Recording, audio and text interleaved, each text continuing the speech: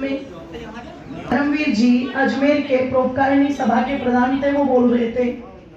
माताएं बैठी थी हजारों की संख्या में, वो बात करने लगी सारी। जब आवाज आई तो मैंने देखा स्वामी जी विचलित हो रहे हैं। उन्होंने पीछे देखा और इशारा किया मुझे।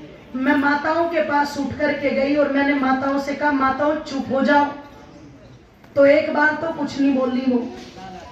मैं उन्हें चुप करके फिर मंच पर आके बैठी, थोड़ी देर तो बैठी, फिर बोलने लगी। स्वामी जी ने फिर मेरी तरफ देखा, मैं फिर उठ करके गई। मैंने कहा, माताओं चुप हो जाओ, स्वामी जी बैठे, इतने बड़े आचार्य बोल रहे हैं, सुन लो। तो जानते हो माताएं क्या कहती हैं? बोले, हमें इतनी सारी को चुप कर रही है, उसे एक को जाके चुप कर दे।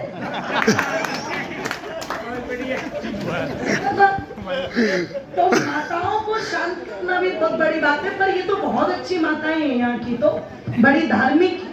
ध्यान से सुनो, थोड़ी देर की चर्चा हो। निवेदन आप लोगों के मध्य में कर रही थी मेरी माताओं के जीवन के अंदर सत्य का संग करना भी क्या कहलाता है? बोलो, सत्संग कहलाता है। इसलिए यज्ञ करो, संध्या करो, और ये जो गले में काले धागे और ये दूसरे डालते हो, इनको छोड़ करके अपने गले में यज्ञोपवीत धारण करना शुरू करो। आज तुम्हें ये चीजें छोटी लगती है, ये छोटी नहीं है। हम माता सीता को, माता कौशल्या को अपना आदर्श मानते हैं। उनके जीवन में भी यही पद्धतियां थी और इन्हीं पद्धतियों को हमसे छीन लिया गया था। देखो, पुरुष के सम्मान पर कभी भी कोई आक्रमण नहीं हुआ। सृष्टि की आदि से लेकर के आज तक पुरुषों का सम्मान जो का क्यों बना रहा? क्यों आचार्य जी, कोई अटैक तो नहीं हुआ ना? नहीं, कोई नहीं। हाँ, मैं पुष्टि कर लूं क्योंकि हमारे विद्वान बहुत बड़े बड़े बैठे हैं। निवेदन कर दूं आप लोगों के सामने, पुरुषों के सम्मान पर कभी कोई ध्यान रखना, हस्तक्षेप नहीं किया किसी ने, पर मातृशक्ति के सम्मान के साथ छेड़छाड़ की गई। जिस माता को इस भारत देश के अंदर इतना सम्मान प्राप्त था कि स्वयंवर होते थे, और वो स्वयंवर लड़कों के नहीं होते थे, किसके होते थे? बोलो, लड़कियों के होते थे। आज तो पता लगा, अगर सरकारी नौकरी और दौलत जमीन हो ना, तो चाहे एक नंबर का काला कलूटा भी क्यों ना हो, है, दूध जैसी सफेद लड़की भी पल्ले बांध देंगे, और लड़की दो चार आंसू फेरों पे डाल लेगी ना कि ये काले कलूटे के पल्ले बांध दी मैं, तो क्या कहेंगे? देख, उसको मत देख, दौलत को देख, रानी बन के रहेगी, ऐश करेगी, और काला है तो दो चार तेरी सुन भी लेगा, है ना? ऐसी भी राजनीति भर देंगे उसके दिमाग में। तो पता लगा, आज तो लड़का चयन करता लड़की का, पर सोचो कितना सम्मान माताओं को प्राप्त होगा कि उस समय वीर सभाओं में आते थे और मातृशक्ति खुद चयन करती थी योग्यता के अनुसार। मध्यकालीन युग में उसको सम्मान को छीना गया। जिस मातृशक्ति को गौरव माना, उसे लोगों ने पैर की जूती बताना शुरू कर दिया। किसी ने कहा ये तो खेती है, किसी ने कहा इसको यज्ञ में बैठने का अधिकार नहीं, किसी ने कहा इसको यज्ञोपवीत पहनने का अधिकार नहीं। और आज भी, अभी पिछले समय, जिस समय कोविड चल रहा था, एक वीडियो किसी ने मेरे पास भेज दी। शंकराचार्य हैं, एक राघवाचार्य, और वो बोल रहे हैं कि आज देश के अंदर दुख क्यों बढ़ रहा है, पापाचार क्यों बढ़ रहा है। देखो उन्होंने क्या कारण बताया। सोचो आप, जिनकी कथाओं की शोभा माताएं बढ़ाती हैं हजारों की संख्या में जाके, आज भी उनकी मानसिकता कितनी गिरी हुई है। बोले, दुनिया में दुख इसलिए बढ़ रहा है क्योंकि आज ये जो महिलाएं हैं, मंत्र, वो यज्ञ होता है और इनको यज्ञ में बैठा लेते हैं, इसलिए दुख बढ़ रहा है। आज कह रहे हैं वो लोग ढोंगी, और क्या बोल रहे हैं? बोले, महिलाओं को यज्ञोपवीत देना शुरू कर दिया, यज्ञोपवीत बोलते हैं, इनको देना शुरू कर दिया। वेद के मंत्र इनको सुनाए जा रहे हैं। अगर महिलाएं वेद के मंत्र सुनेगी तो दुनिया में दुख बढ़ेगा, ये राघवाचार्य का कहना था। आज अभी फिर मैंने घरोंडाई आर्य समाज से कोविड समय में ही एक वीडियो बना करके डाली, और मैंने कहा, अगर आपको लगता है महिलाओं को यज्ञोपवीत पहनने का अधिकार नहीं, तो वेद में एक मंत्र दिखा दो जिसमें ये लिखा हो। अगर तुम्हें लगता है महिलाओं को वेद पढ़ने का अधिकार नहीं, तो मंत्र दिखाओ हमें वेद में। अगर तुम्हें लगता है कि महिलाओं को यज्ञ करने का अधिकार नहीं, तो हमें मंत्र दिखाओ। अरे जिस मातृशक्ति को ये कहा गया हो कि वो राष्ट्र की आधार है, यज्ञ की ब्रह्मा जिसको बताया गया हो, आप उस मातृशक्ति को इससे वंचित करना चाहते हैं। और अगर तुम्हें इस बात में संशय है तो मैं आर्य समाज की ओर से आपको चुनौती देती हूँ, आओ और शास्त्रार्थ करो, इसको सिद्ध करो, इसको सिद्ध करो। क्योंकि ऋषि दयानंद बिल्कुल स्पष्ट लिखते हैं, जो संस्कार बालक के होने चाहिए वो बालिकाओं के भी होने, जोर से बोलो, चाहिए। ये नहीं लिखा ऋषि दयानंद ने, लड़के के पैदा होने पर तो थाली बजा दो और लड़की के पैदा होने पर मुंह लटका लो।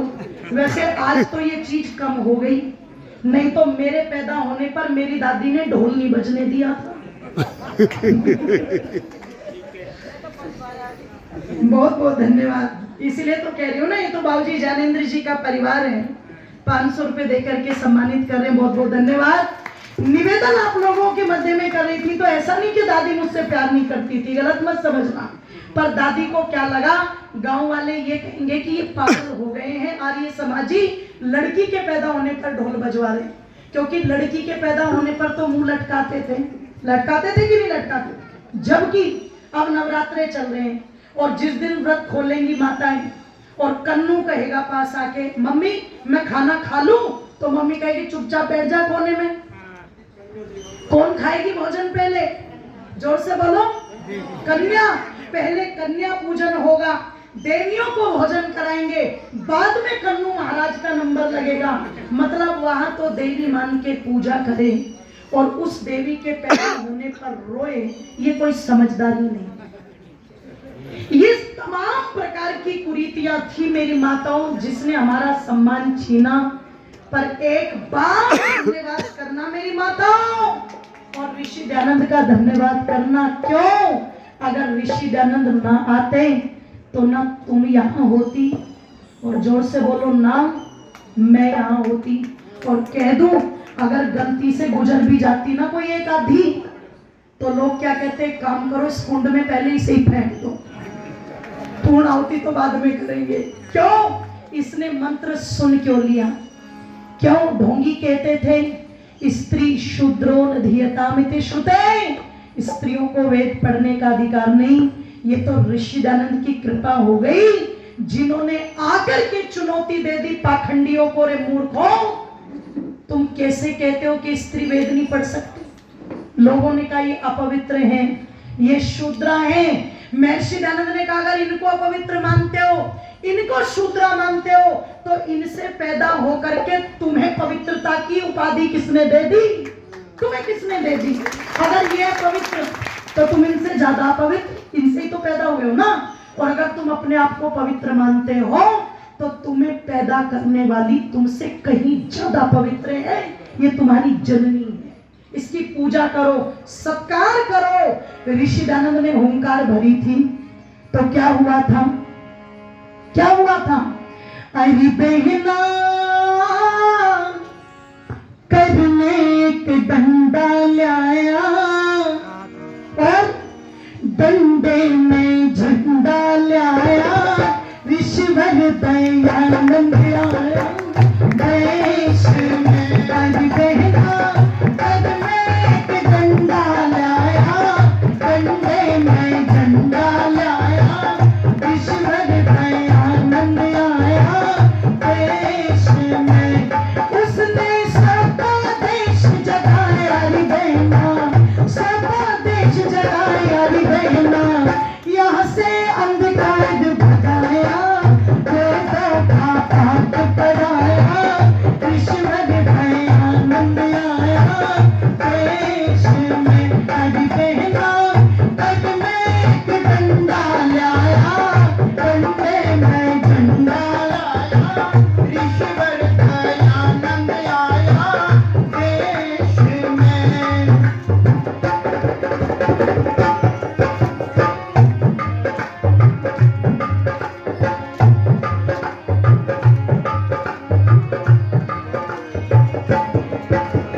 ऋषि से पहले नारी यहाँ पर नहीं पढ़ाई जाती, ऋषि से पहले नारी यहाँ पर नहीं पढ़ाई जाती।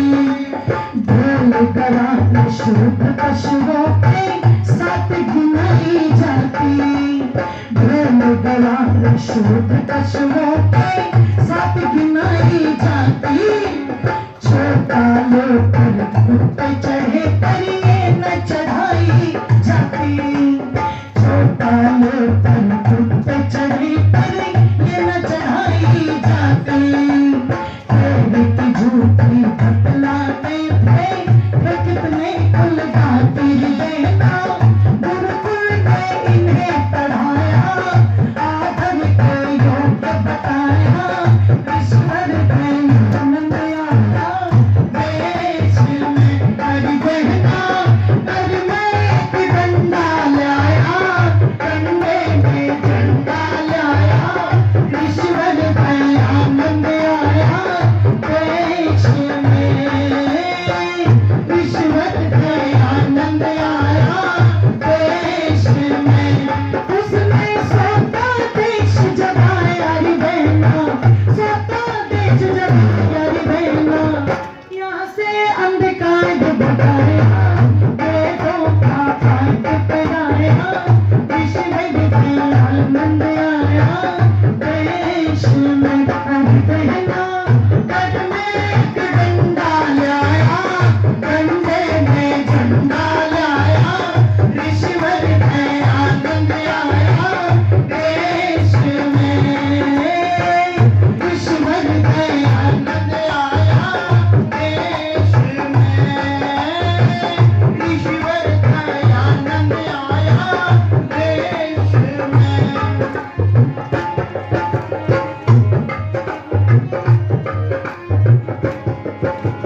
ऋषि से पहले विधवाओं का विवाह नहीं करे थे। ऋषि से पहले विधवाओं का विवाह नहीं करे थे। शुभ अवसर ये दिख जाते तब खूब ही इनसे डरे थे। शुभ अवसर ये दिख जाते तब खूब ही इनसे डरे थे। इस कारण से भारतवासी नाना कष्ट भरे थे। इस कारण से भारतवासी नाना कष्ट भरे थे। विधवा का विवाह कराया, इसका अधिकार दिलाया। ईश्वर आनंद आया देश में। अधिकार कर में एक डंडा लाया, डंडे में झंडा लाया। ईश्वर आनंद आया। शास्त्री जी हमारे लाठी और झंडा था, हमने यहाँ रखा था, कहाँ रख दिया? यहाँ यही रख दिया। झंडा लाया। ईश्वर आनंद आया देश में।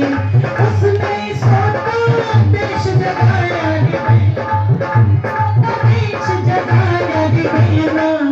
यहाँ से अंधकार भगाया, वेदों का पाठ पढ़ाया। ईश्वर आनंद आया देश में। ईश्वर आनंद आया देश में। ईश्वर आनंद आया देश में। ईश्वर आनंद आया देश में। ईश्वर आनंद आया देश में। ईश्वर आनंद आया देश में।